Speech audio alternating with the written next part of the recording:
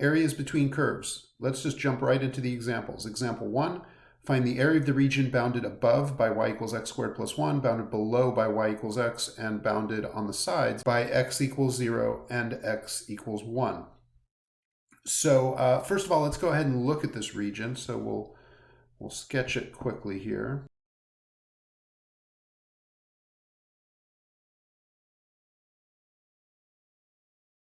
The function y equals x squared plus 1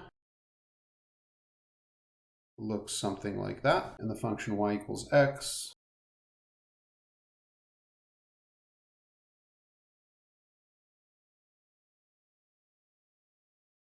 and we're looking for this area here between 0 and 1. So a representative rectangle might look something like this. This width is a delta x, a change in x. And we need to find this height. Well, the height is going to be the difference between the value at the top function and the value at the bottom function. In other words, we can get the height here by taking x squared plus 1 and subtracting from that the green function x. And then if we multiply that by our widths delta x, of course when we integrate that becomes dx, and we're integrating from 0 to 1. So this will give us an integral that results in the area of that shaded region. Integrating this is pretty straightforward.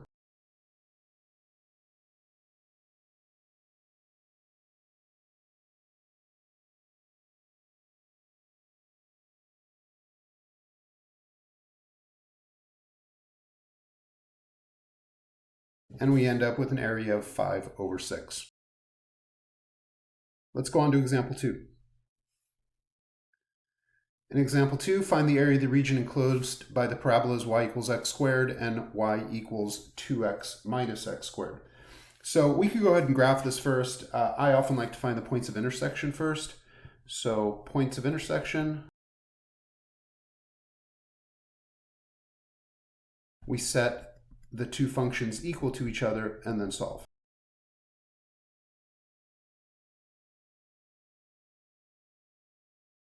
So we have x equals 0 and x equals 1. Then we can plug these into either function here or here and find the corresponding y values. The first function is obviously the easier one. So when we square 0, we get 0. And when we square 1, we get 1. Now let's go ahead and sketch the graph.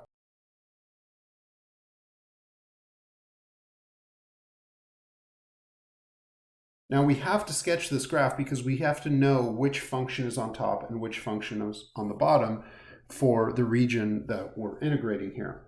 So starting off with our points of intersection, we've got 0 here, we've got 1 there. I'm going to go ahead and put 2 way out here, and you'll see why in a moment.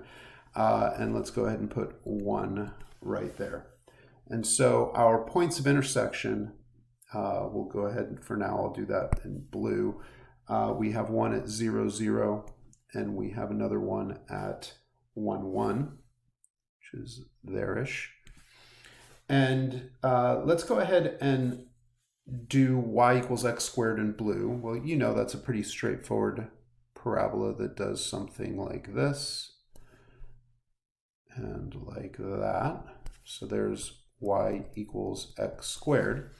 And then in green, we'll go ahead and do y equals 2x minus x squared. So to graph y equals 2x minus x squared, we can rewrite it this way, first of all.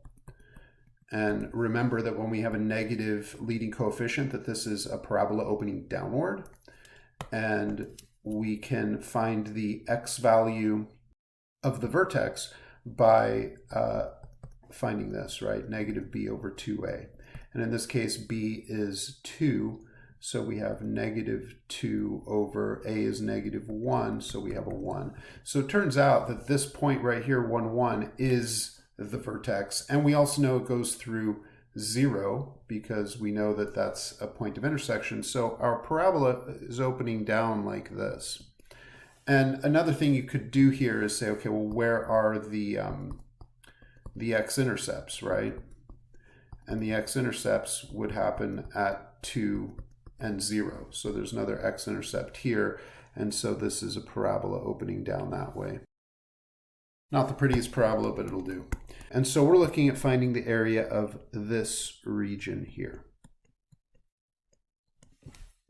Again, drawing a representative rectangle maybe would look like this. So the little width there is a delta x, so we're going to integrate with respect to x.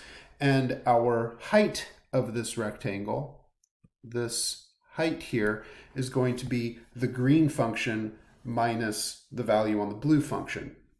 In other words, we're going to take, let's just label this over here for completeness sake, but we're going to take our green function, because it's on top, and subtract from that the blue function, like that. That gives us our height. And again, we're integrating with respect to x, so we have a dx here. That's our delta x when we integrate. And we're integrating from where to where? Well, our x's are starting here at 0 and ending there at 1. So we're integrating from 0 to 1. And this will give us the area of the shaded region. And this integral, again, is relatively straightforward.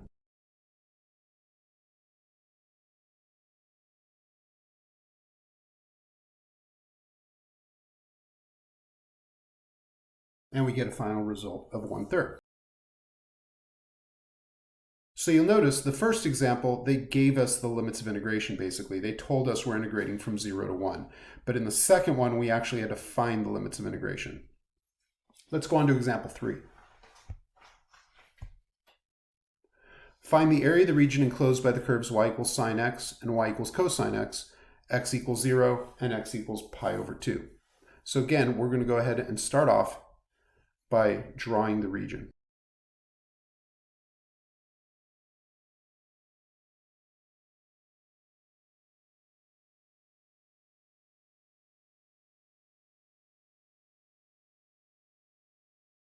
So starting with the sine curve, we'll go ahead and do that in blue. Sine is going to start here, then go up to 1 at pi over 2, then down to pi, down to -1, and then it continues, but that's plenty of this graph that we're going to use here. So we get something like that for sine. So there's y equals sine x. And then switching over to green for cosine, that starts up here, goes to 0 at pi over 2, down to -1, then back there.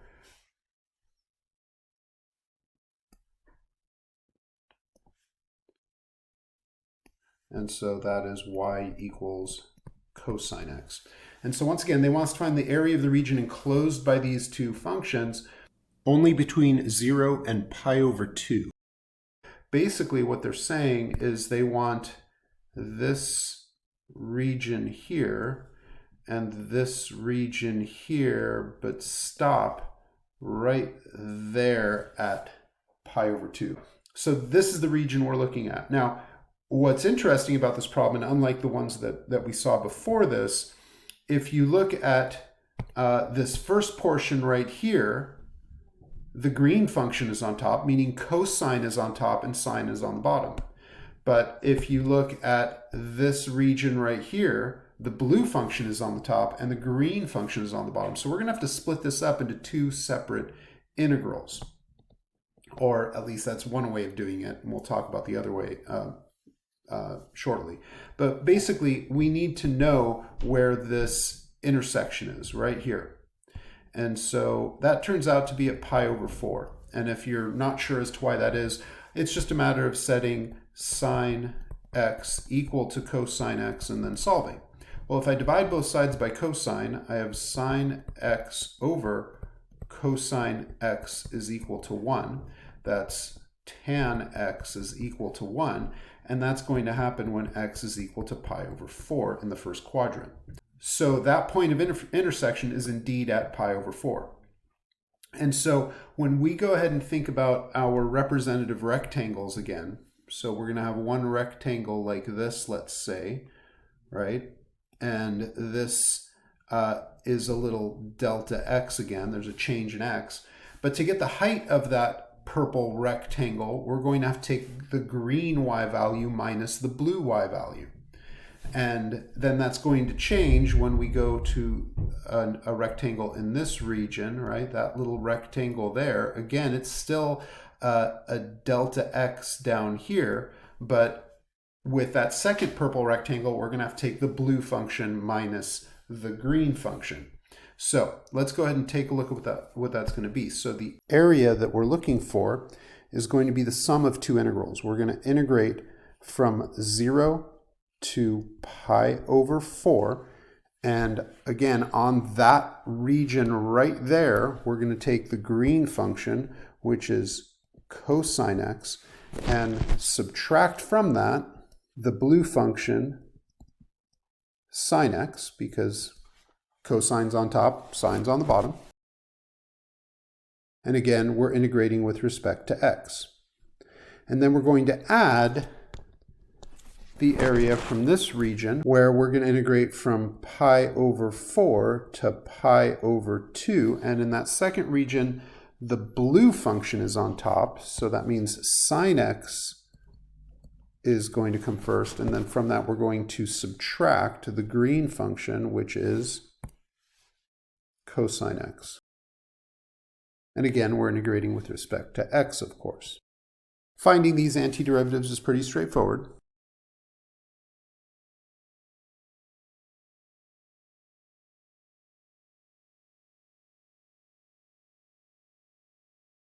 And then we go ahead and evaluate.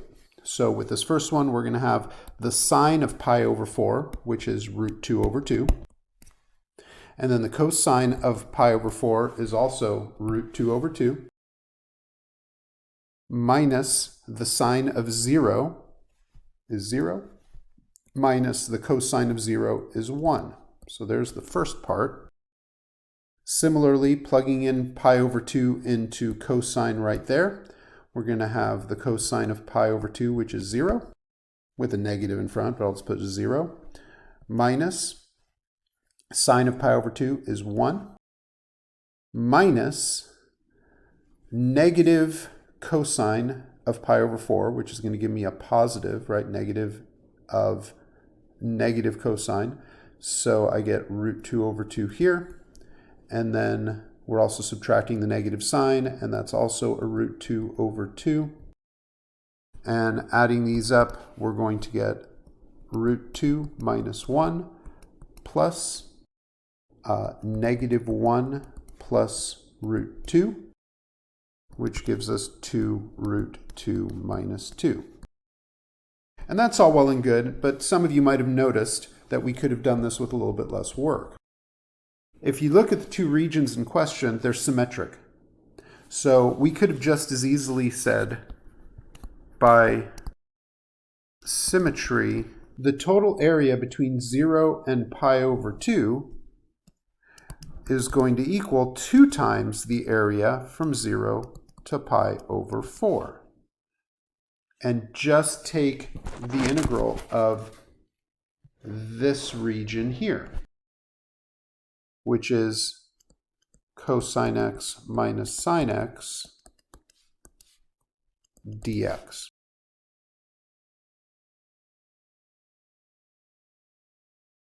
And we get the same result. Let's go on to example 4. Find the area of the region enclosed by the line y equals x minus 1 and the parabola y squared equals 2x plus 6. So with the second function here, the y squared equals 2x plus 6, you'll notice that the y is being squared. And it's tempting to rewrite it by taking the square root of both sides like this. But if you were to do that, you would get a plus minus here. And what that tells us is that we're looking at a square root of function, which we know basically a square root function looks like this, right? That's y equals square root of x. But because we have the plus or minus, we also have this bottom part here, which is y equals negative root x. And another way to write these two is to simply write that x equals y squared. And so here's the x-axis, here's the y-axis. You have a parabola that's opening to the right, where your domain now can be thought of as y values, and when you plug them in, you get x values in return, right? And that's how you're getting your parabola here. So instead of isolating y, let's go ahead and isolate x. So the parabola becomes x equals 1/2 y squared. When you subtract over the 6 to the other side and divide by 2, you're going to get a -3. And then taking this equation and isolating x, we get x is equal to y plus 1. And we'll go ahead and graph these in a moment, but let's go ahead and find the points of intersection, because that's going to help us find our limits of integration for the region that we're going to be finding the area of. So we set these equal to each other. Y plus 1 is equal to 1/2 y squared minus 3. So 0 equals 1/2 y squared minus y minus 4. I'm going to multiply everything by 2, and that way I get rid of the half in front of the y squared. And I believe this does factor. So we have points of intersection when y equals 4 and y equals -2. And then we can go ahead and plug these in to either of these equations. The second one's clearly the easier one. So if we plug in 4 in for y here, we're going to get an x value of 5. So 5, 4 is one of our points of intersection. And if we plug in -2 in for y, we're going to get an x value of -1, like that. So those are our points of intersection.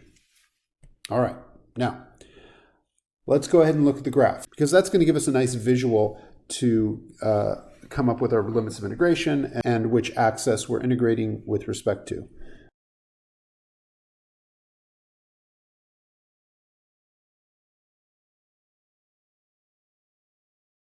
Now, let's go ahead and look at the parabola first. You're used to graphing y equals 1/2 x squared minus 3.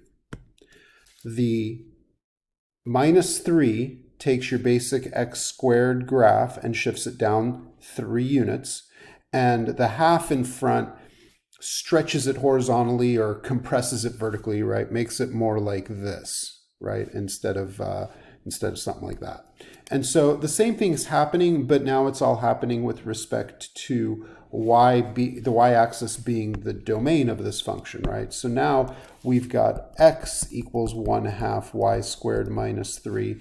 That means that the basic graph of x equals y squared, which looks like this, is now shifted 3 units to the left. So the vertex for this guy is going to be right here at -3, 0.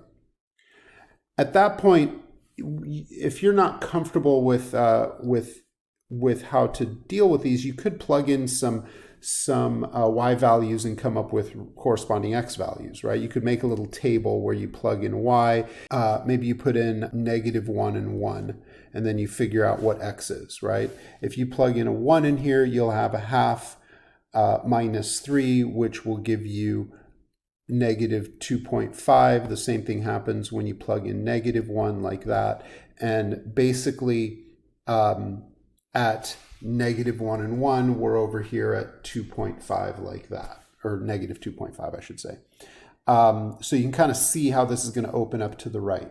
But remember, we also have 2 points of intersection. We have 5, 4, which is all the way the heck over here. There's 5, 4.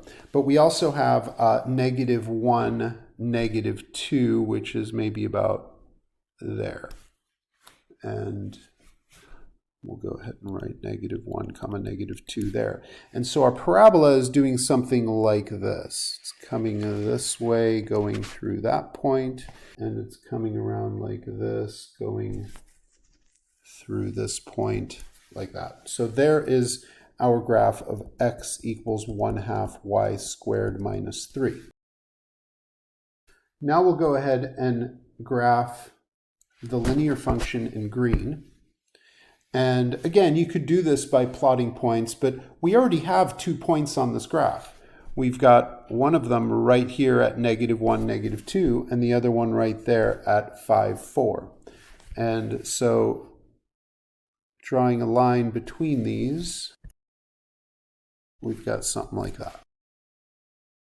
And so the region that we want to find the area of is this right here. And so we go ahead and we draw a representative rectangle. And I know it's tempting to skip this step, but we're going to end up using it in things we're going to do in future sections. I'm going to do it incorrectly first. And actually, it's not that it's wrong, it's just that it's more work. If I were to draw my representative rectangle this way, that would have a delta x as my width of my rectangle. But the problem with that is if I'm in this region, I would end up with a rectangle like that. And notice this rectangle is between the blue function and itself, whereas this guy is between the blue function and the green function. And so we would have to break this up into 2 separate integrals. And to avoid that, we're going to consider instead doing this using a representative rectangle in this direction.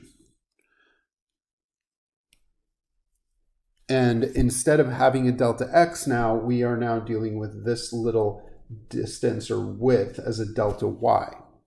And we are going to get this distance from here to here by taking the green function, the function on the right, y plus 1, and subtracting from that the blue function, 1/2 y squared minus 3, like that. That's going to give us the length, if you will, of our rectangle, and the width is delta y.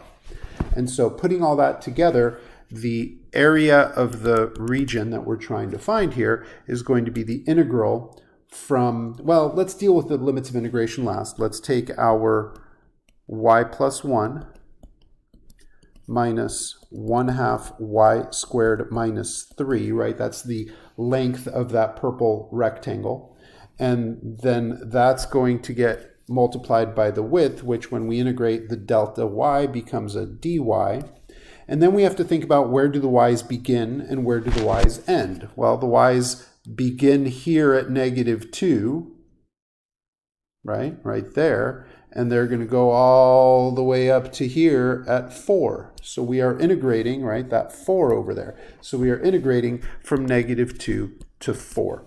And that's the setup for this one. And the integration, again, is not hugely difficult on this one. It ends up looking something like this.